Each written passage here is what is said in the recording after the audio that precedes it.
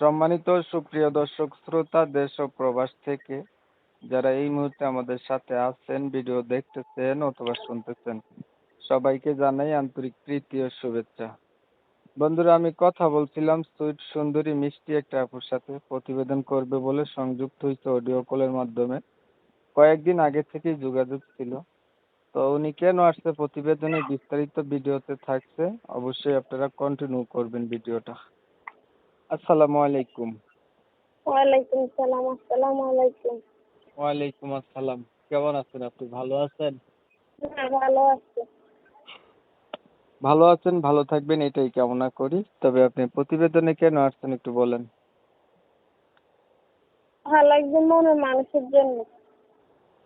বাবা নাই, মা নাই, হুম খাইতে লইতে কষ্ট হয়, হুম এই জন্য প্রতিবেদনে গেছি। হুম আচ্ছা, আপনার বিষয়টা আমি ক্লিয়ার করি। আপনার হচ্ছে পরিবারে বাবা নাই, মা নাই, খাইতে নিতে কষ্ট, এর জন্য প্রতিবেদনে আসছেন। ভালো একটা মনের মতো মানুষ চাইতেছেন যে আপনাকে সাহায্য সহযোগিতা করবে, আপনার পাশে থাকবে, দায়িত্ব নেবে, এমন একটা মানুষ আপনি চাইতেছেন। আমি ক্লিয়ার জি। বুঝাইতে পারছি? আচ্ছা, তাহলে এই প্রিয় দর্শক শ্রোতা, আপনারা শুনছেন উনি কেন আসছে প্রতিবেদনে। তবে আমি আন্তরিকভাবে দুঃখ প্রকাশ করছি, ইউটিউব গাইডলাইনের নিয়মকানুন মানতে গিয়ে ওনার নাম এবং ঠিকানা আমি নিতে পারতেছি না। আপনারা পরবর্তীতে ওনার কাছ থেকে জেনে নেবেন। বাকি বিস্তারিত কিছু কথা আলাপ থাকছে, ভিডিওটা কন্টিনিউ করেন। আপনার পরিবারে বলছিলেন বাবা নাই, মা নাই, তাহলে আপনি থাকেন কার কাছে? আমার নানুর কাছে। আপনার বাবা মা কোথায় গেছে? মারা গেছে। দুজন? জি। আপনার কোনো ভাই বোন আছে? আমার ছোট একটা ভাই আছে, মাদ্রাসা পড়ে। আপনার বয়স কত? 18। বিয়ে শাদী হয় নাই আপনার? জি না, বিয়ে হলে কি আর প্রতিবেদনে যাইতাম? আগে আর প্রতিবেদন করছিলেন?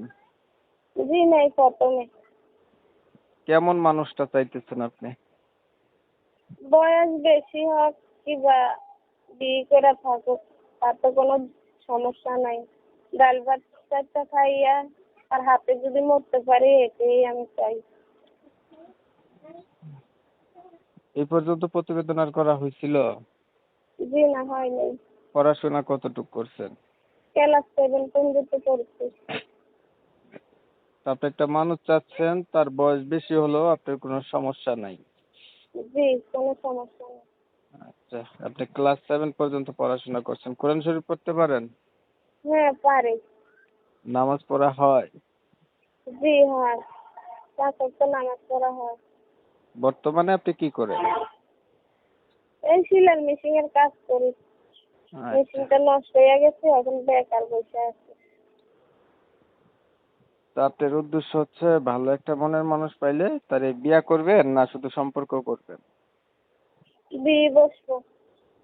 আচ্ছা, ঠিক আছে। দেখতে দেখতে ভিডিওর শেষ প্রান্তে চলে আসছি, আর কিছু বলবেন?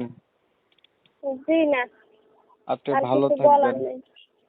এত সুন্দর করে কথা বলার জন্য আপনাকে ধন্যবাদ। প্রিয় দর্শক শ্রোতা, আপনারা অলরেডি জেনে গেছেন উনি কেন আসছে প্রতিবেদনে।